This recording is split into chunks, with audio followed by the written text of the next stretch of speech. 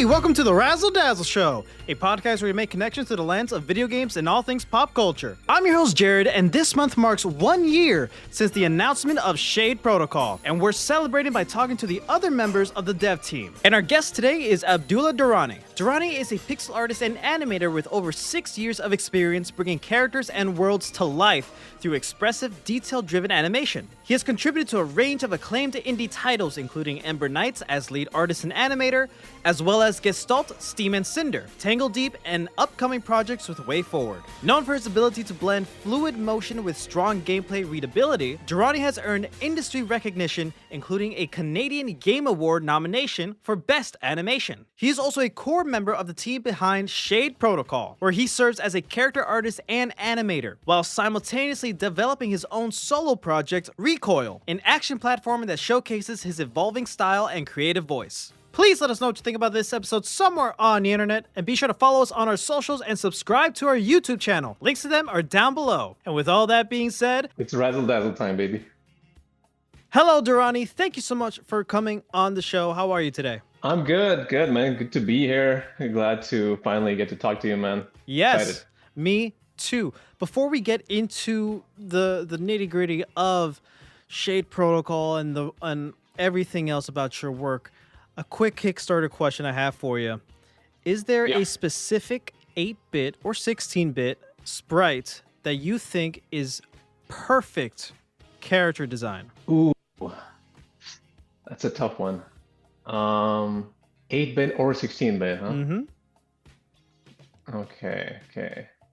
I think I'll say one for each. I think 8-bit is Mario 3.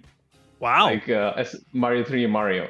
I think that's like perfect. Like because you can look at the box art and you see him in the game, and like for NES, that's like spot on, man. Yeah. It's like from going from Mario 1 to 3, it's like you go from like real plumber man to this like cartoony, round kind of fun guy. That's like I think that's perfect for me. Mega Man is close too. I think Mega Man is close up there. Yeah. And for 16-bit, I gotta go with Samus in Super Metroid. Super Metroid, man. Yeah, I love it. So much, such good stuff. I love it. And also the fluidity, even for the Super Nintendo, of like you can see like when she's breathing, like she's moving her shoulders and stuff like that. Like oh my god. They had like the sub-pixeling and stuff like that figured out way back in the day, like 94, man. Mm-hmm. That's insane stuff. Mm-hmm. Yeah. And yeah, like they nailed the atmosphere and the look. Like not every game, but a lot of the games back in the day were kind of arcadey and like, and then you play this game, it's like, what the hell? Yeah. I feel scared. Yeah. So they were ahead of their time, man. And it's still being played today. It's like, yeah. It's regarded as one of the best video games ever, man. Yeah. For a reason. For a reason. For a good reason. And they haven't been able to replicate it, in my opinion. Really? Yeah. For Metroid, at least, they haven't really. They came close with Fusion. I love Fusion. Fusion's my favorite. This is my favorite awesome. Metroid game. Yeah, Dread is great too, but I don't know, something about like the alien horror aspect of it was kind of nailed in Super Metroid. Really? So, So I guess this will lead into the discussion of like what is thriller versus what is horror. So for Dread doesn't give you that horror feeling. Yeah. You would consider that more as a thriller type of game than anything, because you're running from like a slasher type of character. Yeah, that's a good way to put it. I think that's the difference right there, because that's like a slasher villain coming after you. The Emmy robot is chasing you, which is thrilling, but it's not horror, I guess. Right. With horror, it's more like moody to me, right? It has to be a bit moody, more brooding, Interesting. So because there isn't anything necessarily scary that's after you within Super Metroid.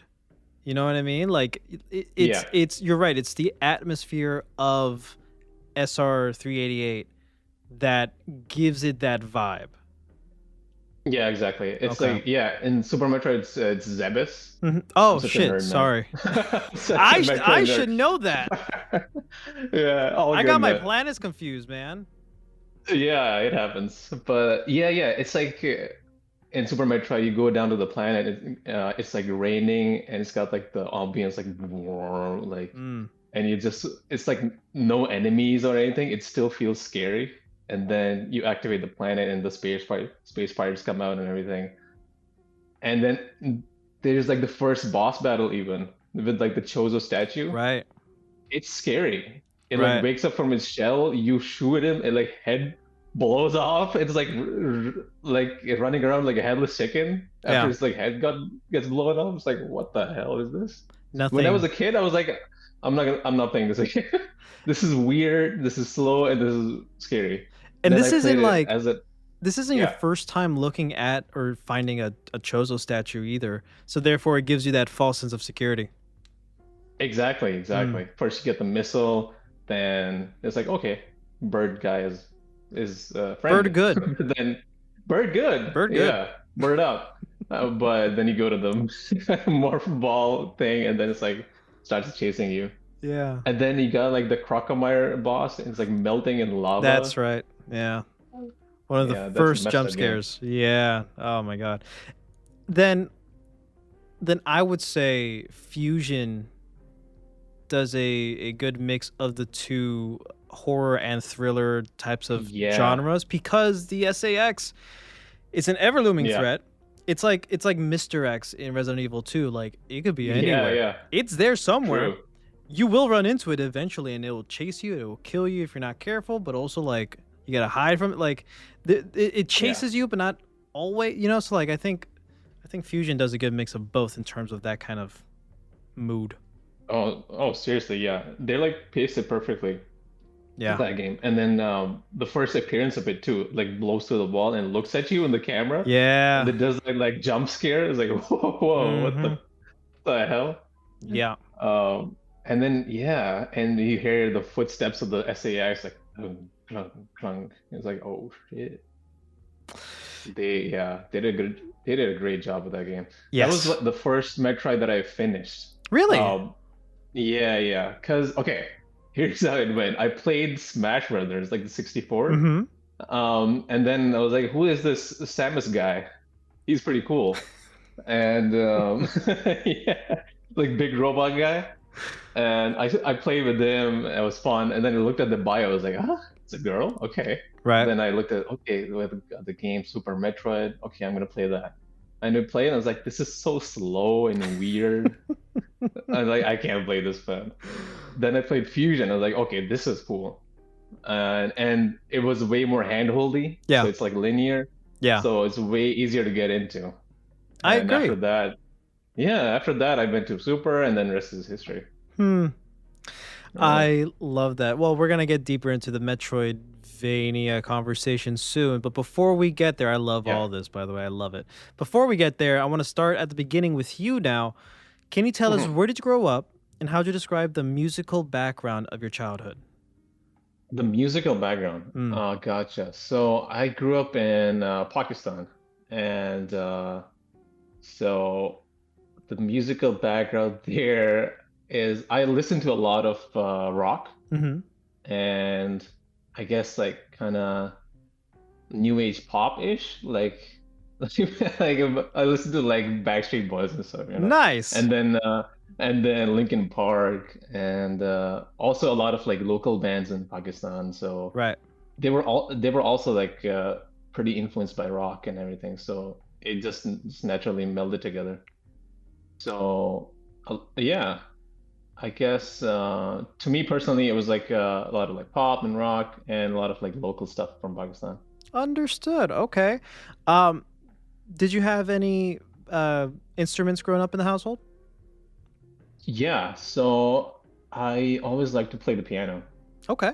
And yeah, and my brother, he plays guitar. Mm-hmm. So I always kind of like mess around with that, trying to learn songs. I learned what's that David Bowie song?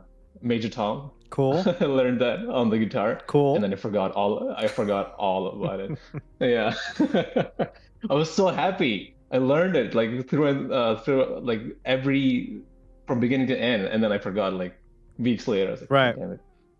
But I played the piano. I like learned a lot of stuff like looking up on YouTube, when I was like a teenager, like playing like the Persona songs or like even like Game of Thrones theme and stuff like that. I love that. Oh my God. Did you have any video game consoles growing up in the household? Obviously, you've had a Super Nintendo and a Game Boy Advance, but do you remember anything else? Yeah, so yeah, we had a Super Nintendo growing up. Then after the next console, quote unquote, was the PC that we had. And back in the day in Pakistan, you get a lot of CDs that are like 101 games, Sure, or yeah. like 50 in one, and then only like five run in that whole group. So a lot of those were like emulated stuff and like pirated stuff. It was like, okay, this is the norm. Like you play Mario on PC, right? That's what you do, right? Because I had no concept of like consoles or anything. So we had like a PC. We played Tomb Raider. Cool. It was like it was like one of those like 5-in-1 kind of games. It had like Tomb Raider, it had Hitman, and a bunch of other stuff. Yeah. So, and they were always like janky as hell. Right. Because Tomb Raider had no music, and then Hitman had no cutscenes. Like, what? Okay. And we just accepted it. I just accepted, okay, this is what the game is, right? Right. And then look later when I grow up and look up like game footage, I'm like, what the hell? This is like not what I remember at all. So, yeah. So it went from like Super Nintendo to PC, then we had a PS2. Huh. That blew my mind. The PS2. I was like, I was 12, I think, when we got the PS2, and my brother-in-law, he had like Xbox 360 now, so he like gave us the PS2 basically. Wow. And yeah. So we played like Devil May Cry on it and Metal Gear, and like, oh my God, this is insane. What the hell?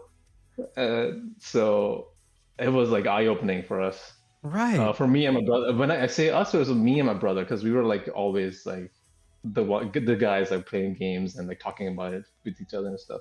Understood. Okay. Well, Yeah. let's put a pin in that, because the next question I have for you requires a bit of context, so please bear with me. I am a producer and audio engineer for an NPR and PBS station in Southwest Florida, and we have this other show called 3 Song Stories, where we tell people's biography through music.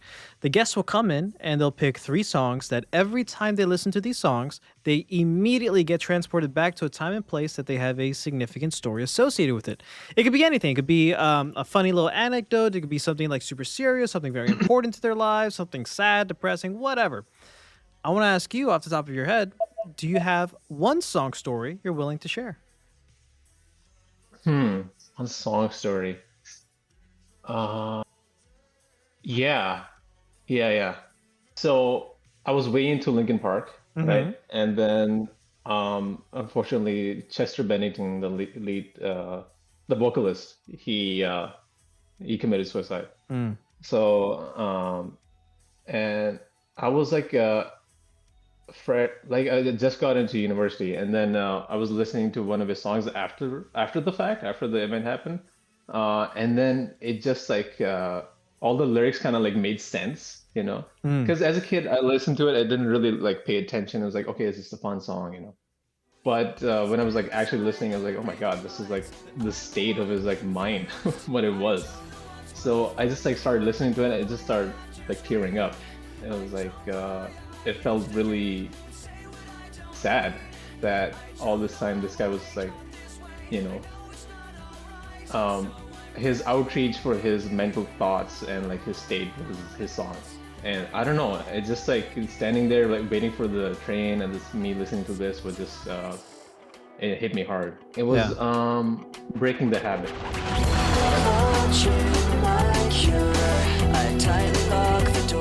How does that song fit into your life today? So not literally, I guess, Right. because Right. it's talking about like addiction and stuff like that. Right. But every like once in a while, I just listen to that song again and just like remind myself. It just like keeps I don't know, gives me a reminder of my childhood and that how much like of an impact it had to me on those days. So Okay. yeah, I guess it's not that much of a big deal like these days, but I can like go back to that time and remember how it felt like when I first heard the news of his death and like listening to that song. Hmm. Yeah, Well, thank you for sharing that. yeah, of course. Bit Um, of a bummer, but it's nah, something. it's okay. It's something that it's interesting that that's like the first song story that came into your head. You know, like it obviously left an impact. So that's why I don't like discourage any negative feeling, emotional types of stories whenever guests come in. So that's exactly what I want, Yeah, man. I love it.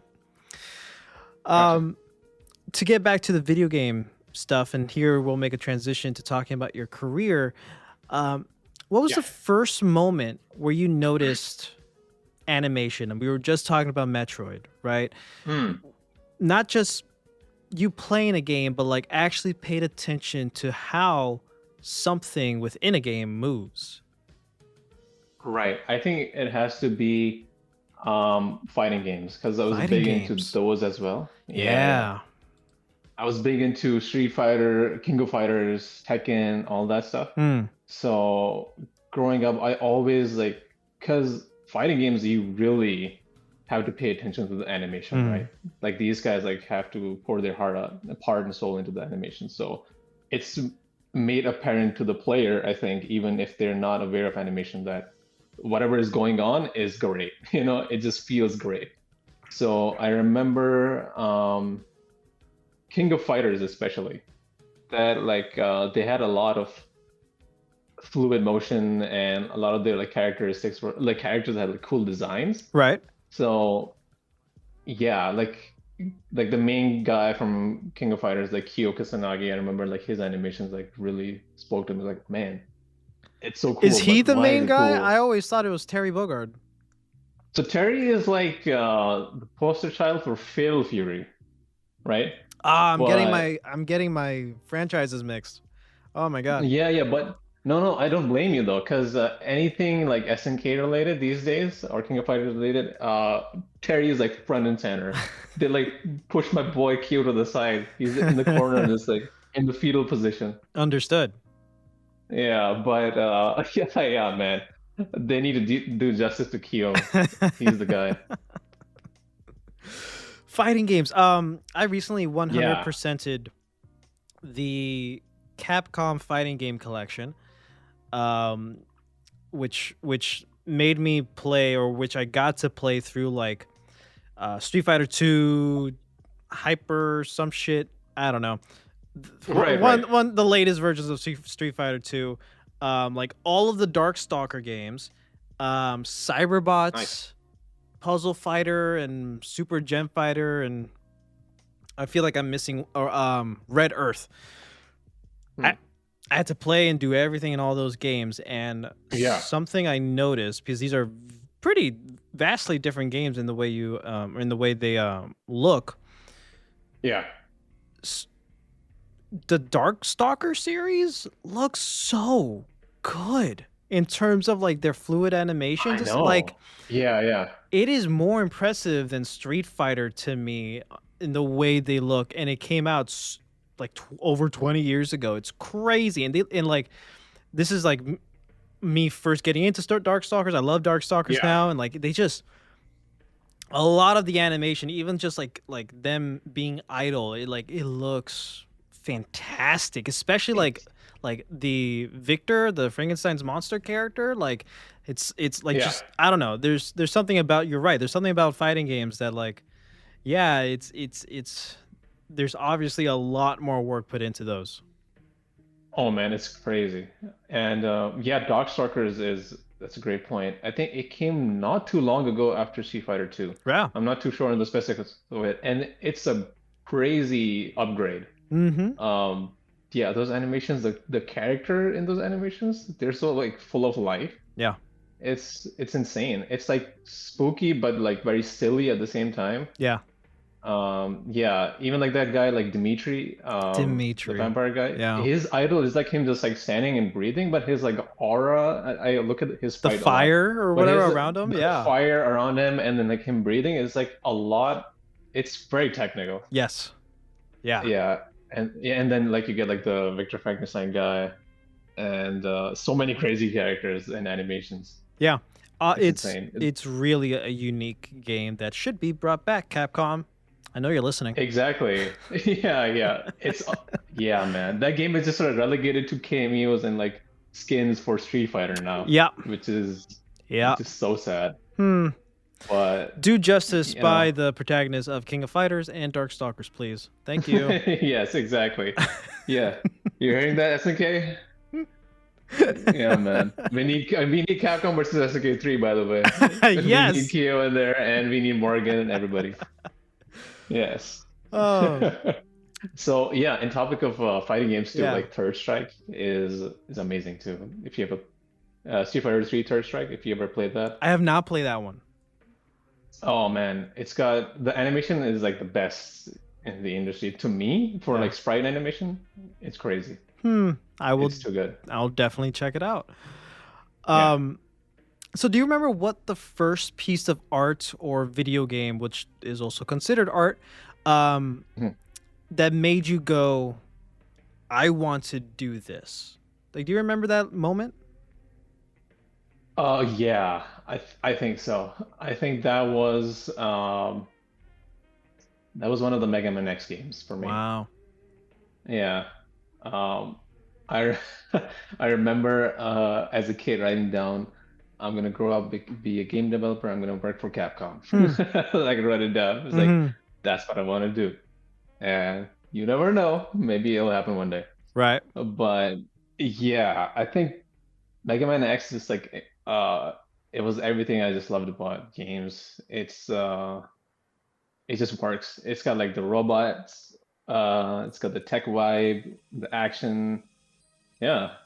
I think Mega Man X5 specifically, because that's the one I grew up playing. X5. I played X1 later when I was an adult, but X5 I grew up playing, and it was just awesome. And then I started like messing around with like the limited like game making software we had. Like it was like Flash and like Game Maker was like way crappy back in the day. Right. So I mean, I was like a kid, so I didn't know much about it, but it was okay.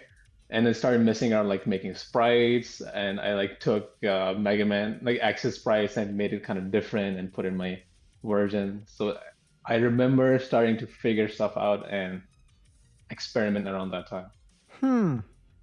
So this is just you literally knowing nothing, and you're like, I'm just gonna try. I'm just gonna like get on the bicycle and hopefully not fall.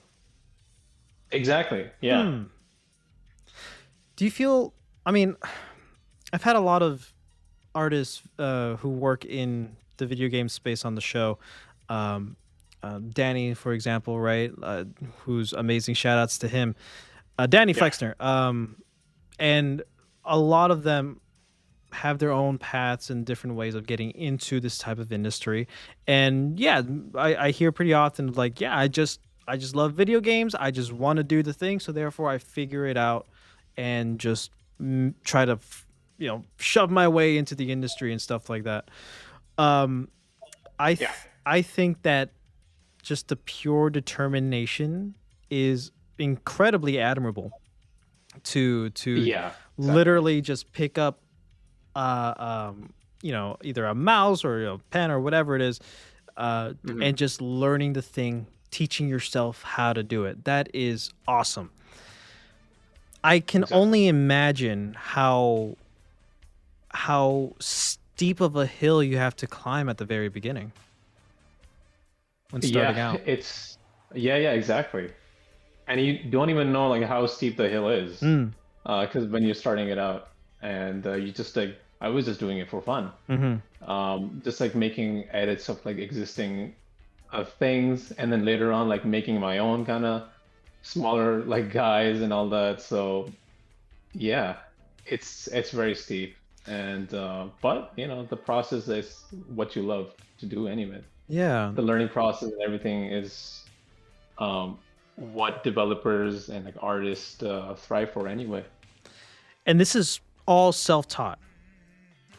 This is all self-taught for for me personally. Yeah. So it was so yeah, I started off like making with Game Maker and all that stuff. Yeah. And then later on I got into Terraria. Right. And then I got into that community of making mods and like sprites. It's a big community, by the way. And there's like super, super talented people still working on making mods, like composers, like legit crazy ass composers making bangers, and then making some amazing effects and art and all that, making like full games out of Terraria basically. So I started off from there, like making edits and like making mods, and then that's how I got into Discord with that community. And then because of that, I started doing like commissions for like people here and there. And from there, like I got my first project, and then so on and so on. So it's like it was like a ladder. It like steadily kept on climbing up.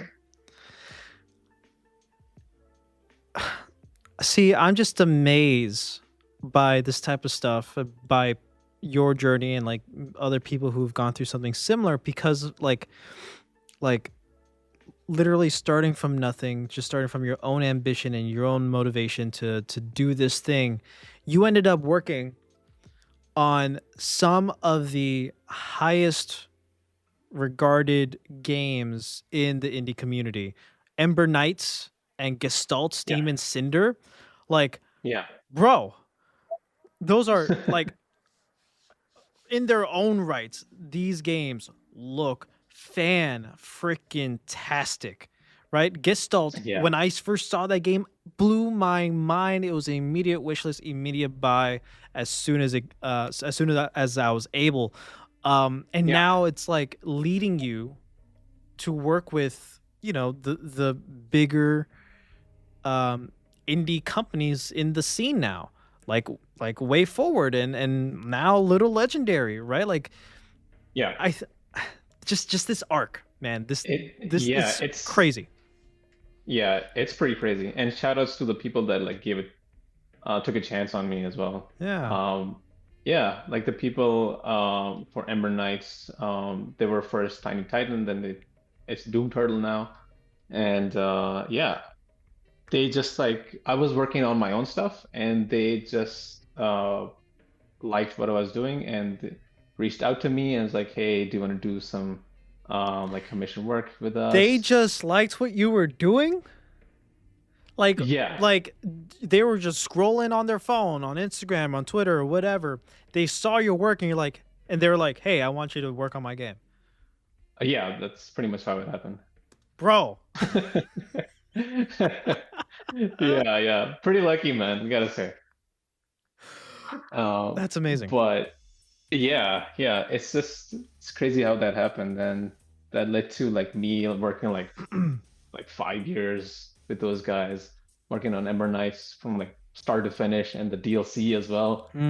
So yeah, that was a lot of fun, because when I was on there, one of the main artists kind of left as well. They had some other projects, so I had to take the mantle of being the lead artist with like very little experience. Wow. Yeah. Is this your first game you've worked on at this point? No, there was also Tangledeep. Ah, okay, yeah. So yeah, exactly. That's Impact Gameworks.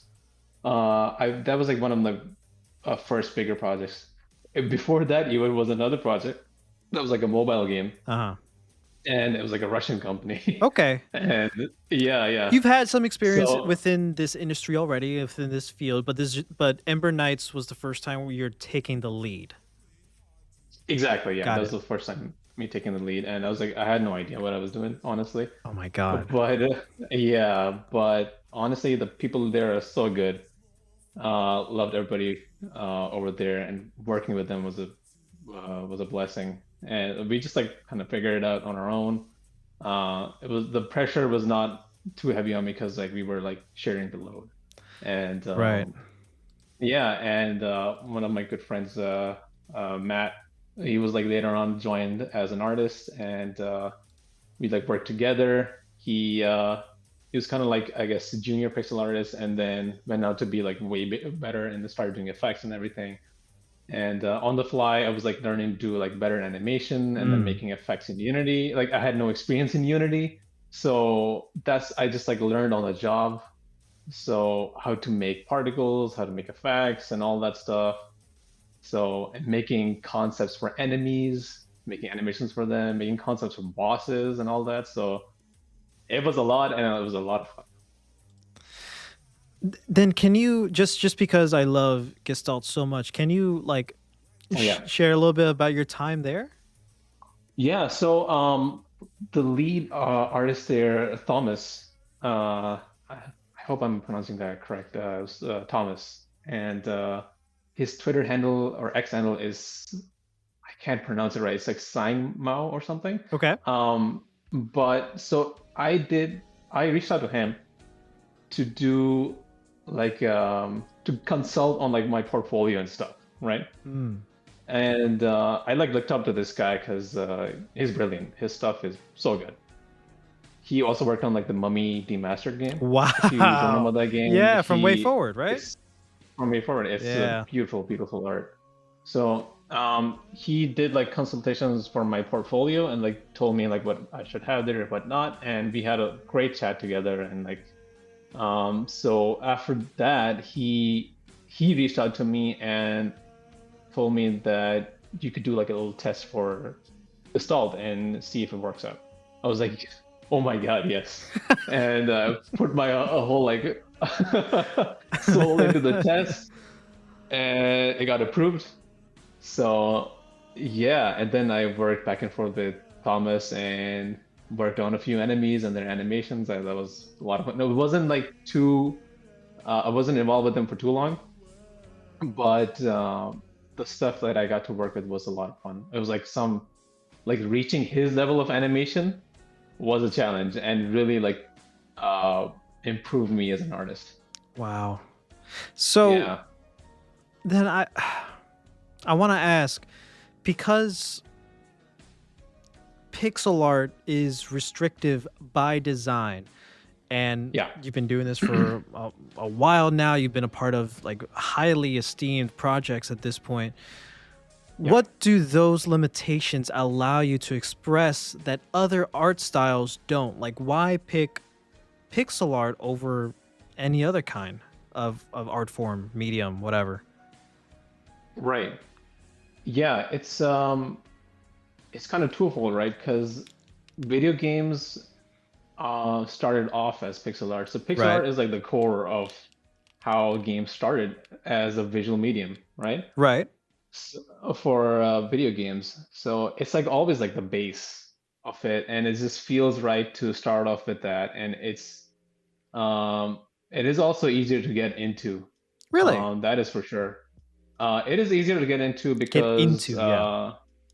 to get into. Yeah, That's like the key point of it because the ceiling is it's kind of I don't even see the ceiling at this moment because it's like way up there.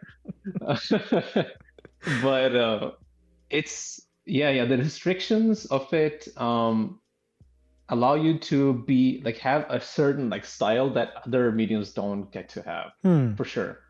Yeah, it can have that kind of like pop or feel that maybe the traditional 2D or 3D doesn't have. And it allows you to specifically create a sense of mood or like atmosphere or like a feeling that you want to evoke from a player, either nostalgia or like however you want to express it, that other mediums don't get to. And other mediums maybe have an edge over pixel art that maybe that it doesn't have over them, but it's just doing something pixel by pixel, and even just like adjusting one thing would like change the whole damn thing. Just one pixel would, honestly, it would. If like I'm making a face and the eyes are wrong, and I put like flip this one dot of a white pixel, I was like, it's done. It just feels right. That kind of feeling, I don't think can be achieved from other kind of medium. It's just that pixel perfection Pixel is perfection. really that pixel perfection is really demanded from this medium. Wow. If it's yeah, if like 1 or 2 pixels are in the wrong way, it's gonna look noisy, it's gonna look smudged or whatever. If the colors are too much, you can't have too many colors in it. You gotta have select few, so you gotta be very limited with your palette choice. If it's like too many colors, then it's gonna look like a blob. So it's a lot of stuff you gotta learn on the fly that you don't really pick up initially. Then I love hearing, again, I just love hearing different perspectives, man, when it comes to art. This is freaking fascinating as like a consumer, like also just like this helps, like these types of conversations, man, like just helps me learn more and more, and I love this. To move on just a bit, because I really want to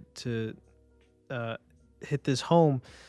Shade Protocol is an upcoming Metroidvania cyber fantasy game, of course, with clear inspirations from Mega Man X, Zero, Nier Automata, Ember Knights, or Ember Lilies, excuse me, and more. Obviously, you are the key character artist for the game, and if I can just say, because if I haven't said it enough, I'll say it again, it looks absolutely stunning, looks amazing. Thank you. Kendall likes to brag, air quotes brag, about how many different frames of animation just goes into our main character Zura. It's like over 400, 600 something, right? Yeah, even I've like lost count, but it's like reaching 1,000 now, I think. Oh my god, just for the one character, which is for the one character. And just to put it into perspective, this is like a lot, right? Yeah, that's a lot. That's a lot for especially a pixel art game. Yeah. Yeah, it's very involved. Like she is very fluid. Like I think the key motivation is for it to not feel like a retro game. Like it is pixel art, but it needs to have that fluidity. Right. So to achieve that, we need to have those frames. Right. Yeah. Hence retro inspired. Yes. So before, like, I asked like a lot of Shade Protocol specific questions, can you share like how you got started with the project and with Kendall? Yeah, so it was the first artist, the character artist they had, Pixel. He was reaching out on Twitter saying that we were looking for more artists for the project and everything, for like a long-term project, and I was interested. I was like fresh off of Ember Knights at this point. So I was looking for something new. So yeah, so I reached out to Pixel, and that's how I got to talk to Kendall. And yeah, I saw the project they were working on. I was like, okay, this looks really cool. And I love Metroidvanias. I've never worked on like professionally on one, so this is a great opportunity. And Pixel's work is amazing. He's super, super good. So wait, what's the timeline here between this and Gestalt? Because Gestalt is a Metroidvania. Yeah, so yeah, Gestalt, yeah, I did work on that, but it was not that involved. Okay. For me personally. Yeah, I did work on like a few enemies. It was like 5-6 enemies and like a mini boss. Gotcha. You know? But it was like animations here and there. It was not a long-term thing. Understood. Okay. Yeah, exactly. Interesting. Because they were like pretty much in terms of like art assets and everything, like kind of closing up shop, and they just Oh. need another artist to do certain animations. So yeah, it was not as involved in that project, but this is like the first one for a Metroidvania that I'm way involved in. Yeah. Okay, Yeah, cool. Context. I love this. So, yeah, when you think about Shade Protocol's identity, what does it need to feel like in motion? You've already touched upon this already. right. Um, it needs to. Okay, so there's a lot of anime influence in there. Yeah. Yeah, you can clearly tell. And it needs to feel, it needs to have that style. It needs to a fluidity I mentioned, but it's got style and it's not, even though there is like silly moments, it's like pretty intense, Hmm. you know? Like the moments that we're like aiming for are intense, like the story moments. Like some of the cutscenes, like Zora getting shot, you know, and this is like slumping over the Oh ground. yeah. And yeah, so we're aiming for like the kind of like style and intensity, I guess, is the main points. Huh. So what's Yeah. what's more important to you in this game?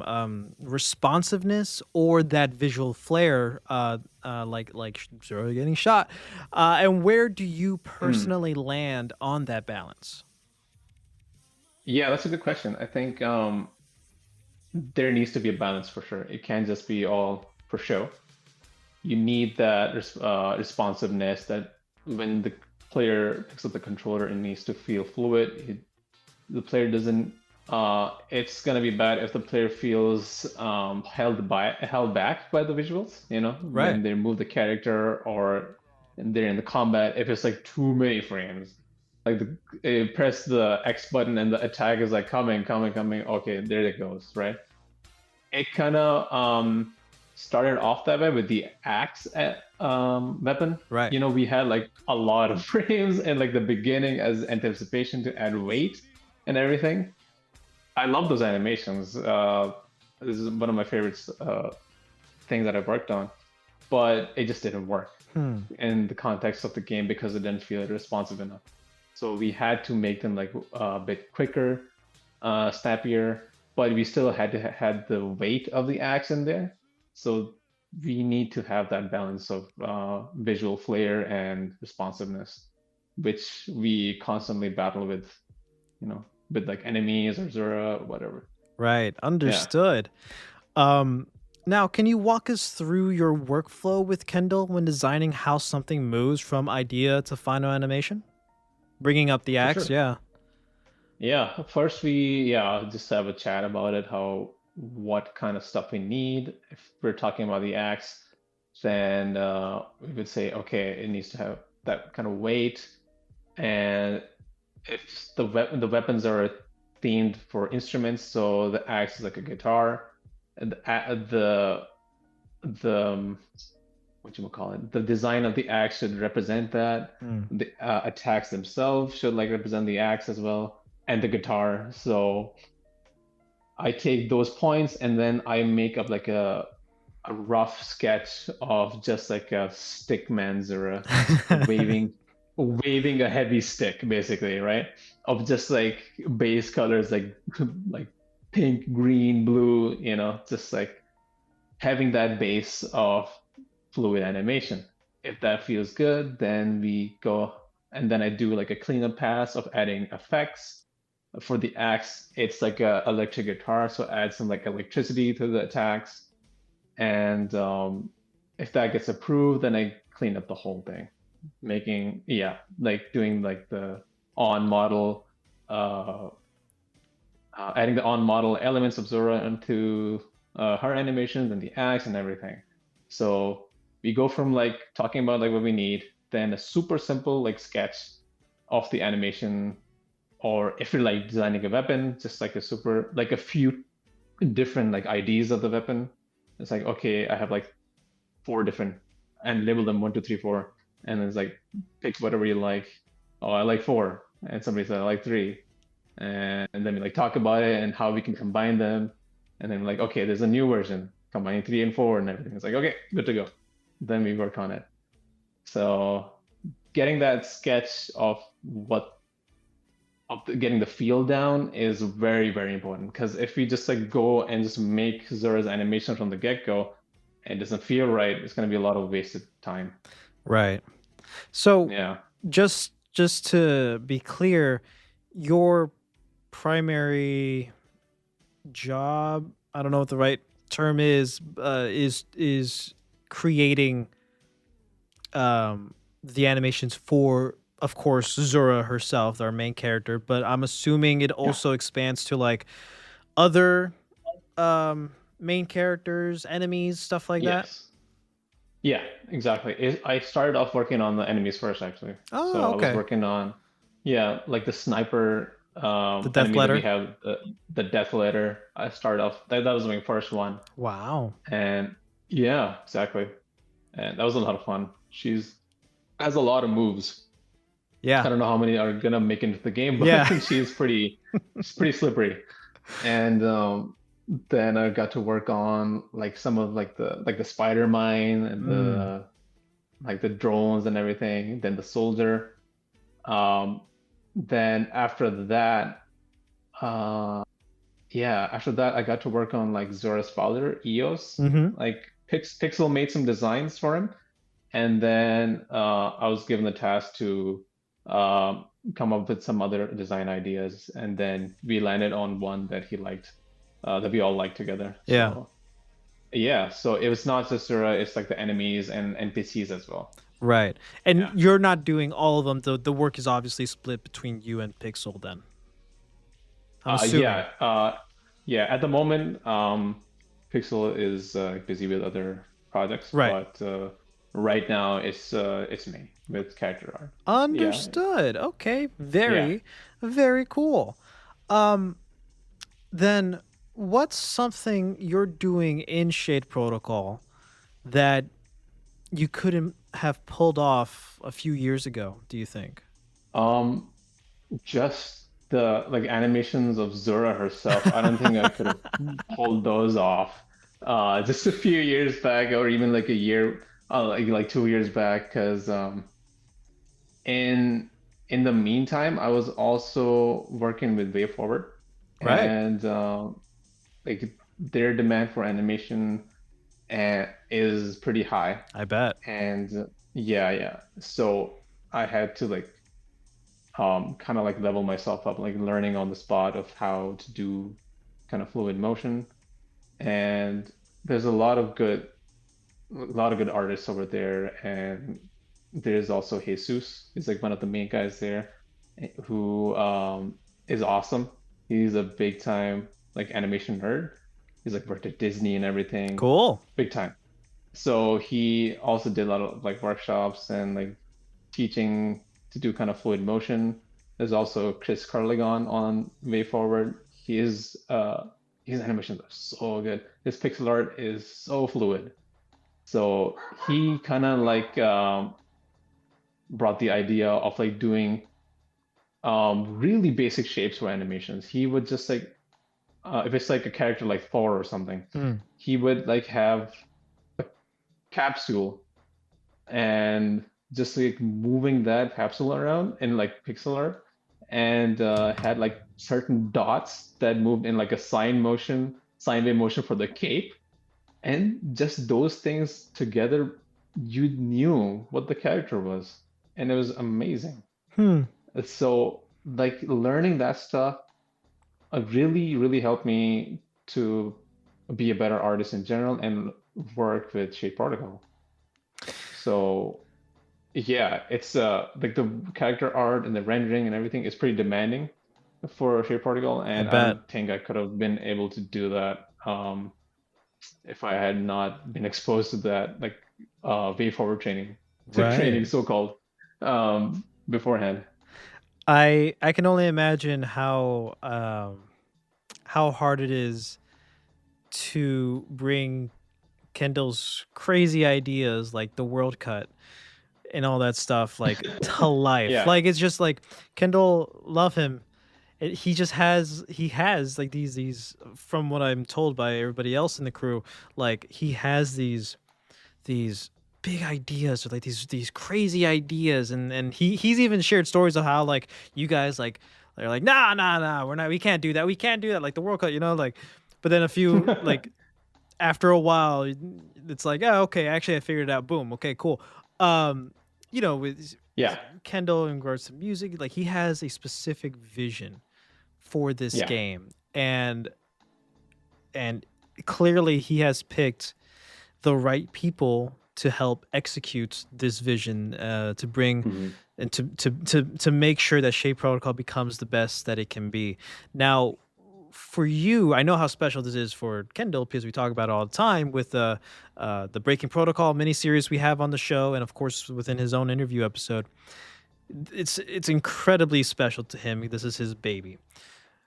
Yeah. For you, to turn it on you, as someone who is a fan of Metroidvanias, of Mega Man styled games, of video games, of pixel art,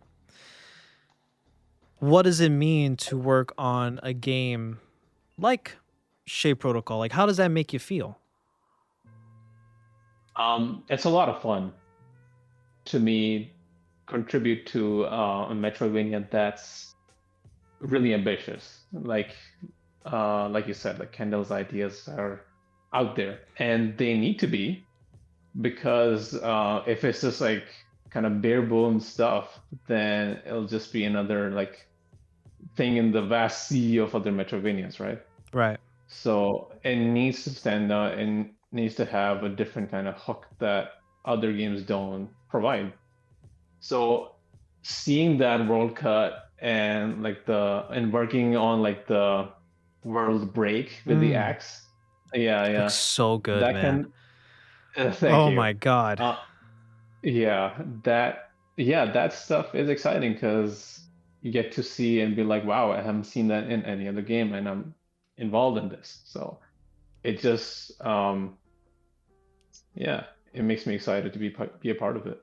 It's I might, you know, this is all, when I say what I'm about to say, it's like it's easy to guess this game up so hard right now and stuff like that. Like it's easy to overestimate or whatever, overemphasize, but Shade Protocol is looking to be, and this might be biased because of how close of a relationship I have with you guys and like how much I really just love this game, but like this, it comes from it's coming from a real place of like, I believe in this project, but Shade Protocol is looking to be like one of the next, like, I struggle to say pioneers in the indie scene for the next couple of years, but like kind of, you know, like to the same degree that Ori was when it first came out, to the same degree of maybe even Shovel Knight, you know, like it's doing, I hesitate to even bring up Hollow Knight because that's a whole game and a half right there. Yeah, right. Yeah. But you're right, compared or not, I hate to compare, but like from the other Metroidvania games that are coming out or are going to come out, this genre of games is it's getting to be very saturized. Like the noise, the white noise is getting loud. So therefore, how does Shade Protocol make itself sound unique compared to the rest, right? I think it's doing just that from everything that we're seeing now, from the DAUs, from the trailers, which isn't a lot. It's a good amount of content, but it isn't a lot compared to the final game or whatever that's gonna look like. You know what I mean? Yeah, so like, exactly. Like I agree. Like I think Shade Protocol it's gonna be making some moves. It's gonna make some waves, in my opinion. Yeah. I do hope so. The community is great. Yeah.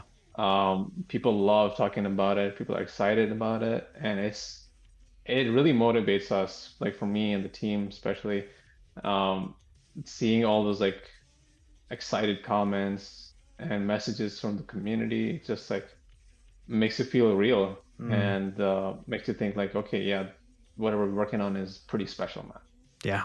And yeah, and I Can't just wait. happened to be a part of it. Yeah, which is So, crazy, you know, like someone who is self-taught, just you know, is dedicated through their loves of video games, similar to the style of Shape Protocol right now, and then you're skilled enough and fortunate enough to work on a project like this. I'm like, this is gonna be big. It's gonna be huge, and I think yeah, that's amazing, dude. Like, you've already worked on and are working with like some pretty big games in indie companies, you know, like we've mentioned before. But like, Shape Protocol is gonna be a unique yes, yes, experience. for sure. It is a very unique experience already for me, and I hope we get to, yeah. I hope people just love it. Yeah. I hope people love it to death, and we're working super, super hard to make it the best it can be. Making like prototypes of the combat and like just to get the right feel of everything. Because we just don't want it to be, uh, half-assed, Yeah. basically. Of course. Yeah, Of course. yeah, And yeah. to you guys at home, I just want to say that as of the release of this episode, the Kickstarter campaign for this game will begin in 2 weeks, June 2nd. Am I right on that?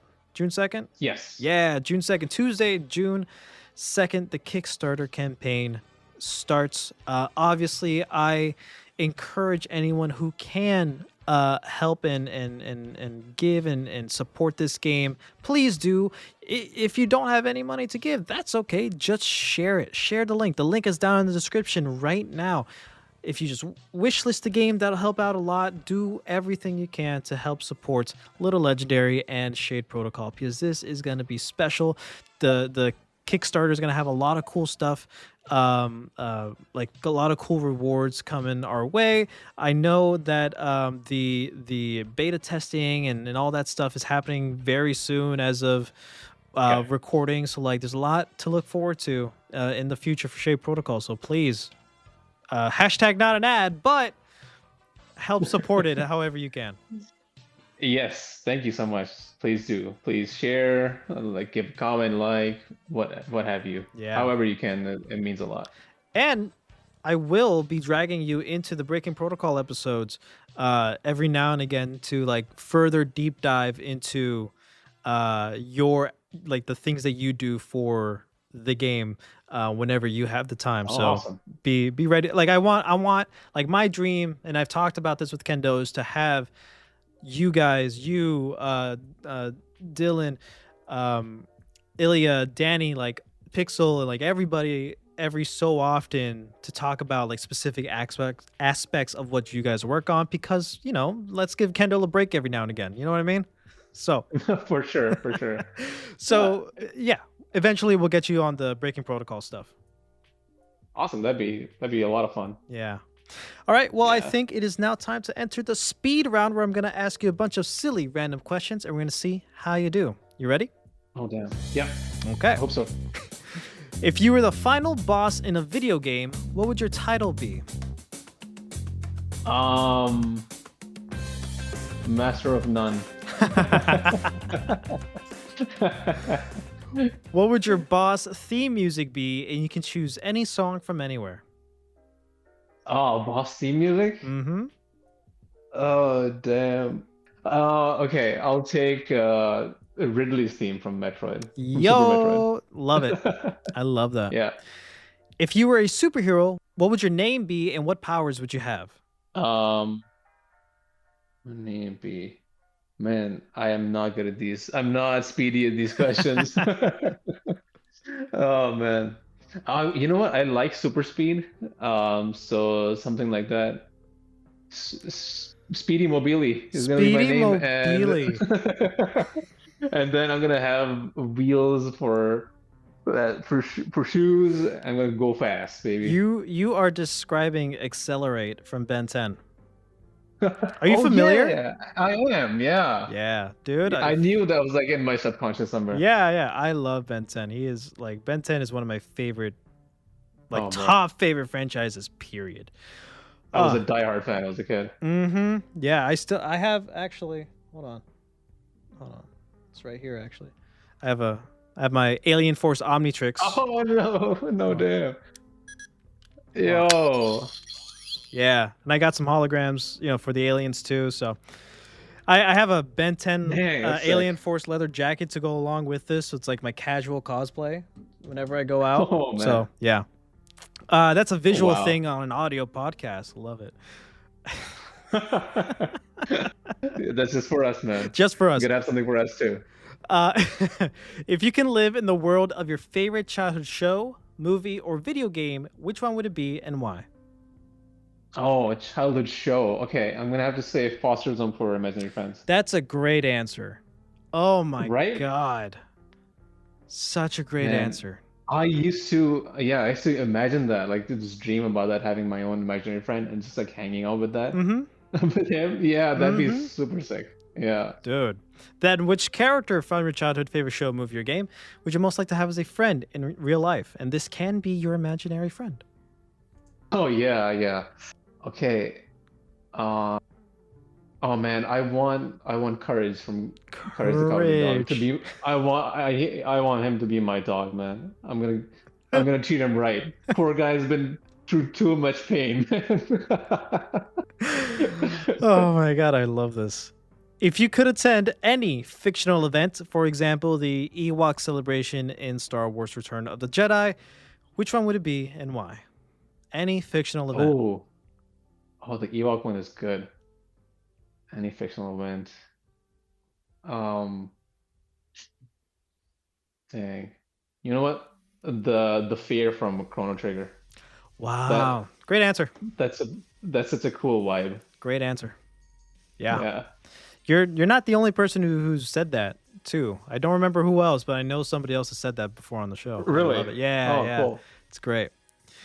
What would your 14-year-old self think of who you are today? I think he'd be pretty impressed by it. Impressed by me. Yeah. He'd be happy that I'm working on games. Yeah. So living the dream. That's what he wanted. So we're getting there, mini me. Love it. Love it. Yeah. Oh my God. Well, it is now time for you to recommend 3 people that you'll share this episode with whenever it comes out that you think they'd be a good guest on the show, and if you can help us get them on the show. Oh gosh. Okay. I'd love to recommend some of my Ember Knights people, like Kyle,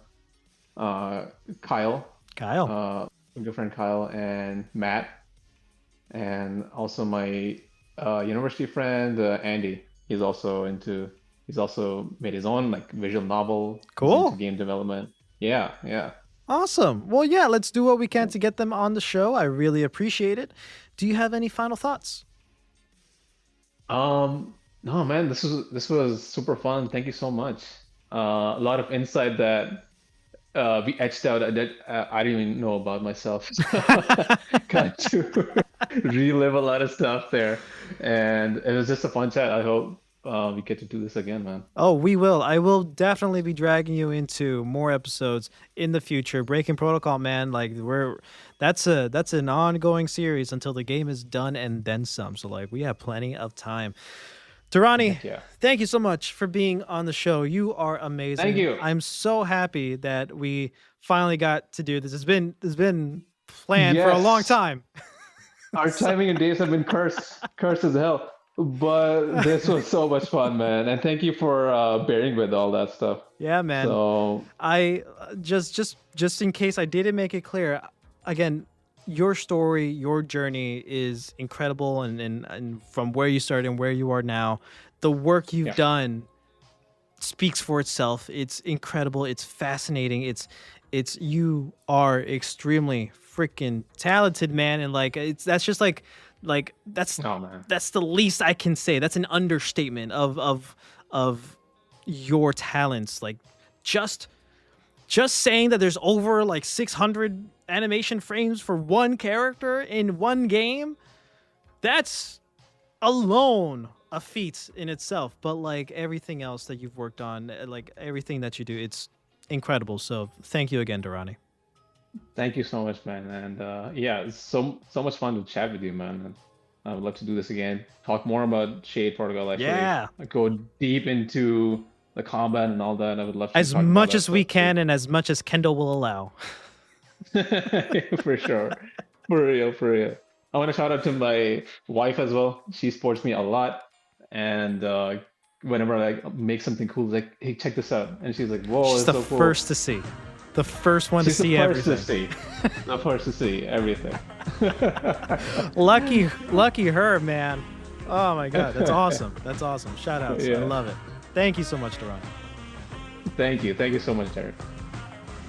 All right, that's all the time we have for today, guys. Thank you so much for joining us on another episode here on the Razzle Dazzle Show. If you want to hear more from Durrani, be sure to follow him on his socials, and don't forget to follow Shade Protocol on Kickstarter, wishlisted on Steam, and tune into Breaking Protocol, our mini-series where we break down key updates and development with game director Kendall and the rest of the team. Be sure to let us know what you think about this episode somewhere on the internet. Follow us on our socials and subscribe to our YouTube channel. Be sure to rate us 5 stars and leave a comment down below. We'll catch you on the next one.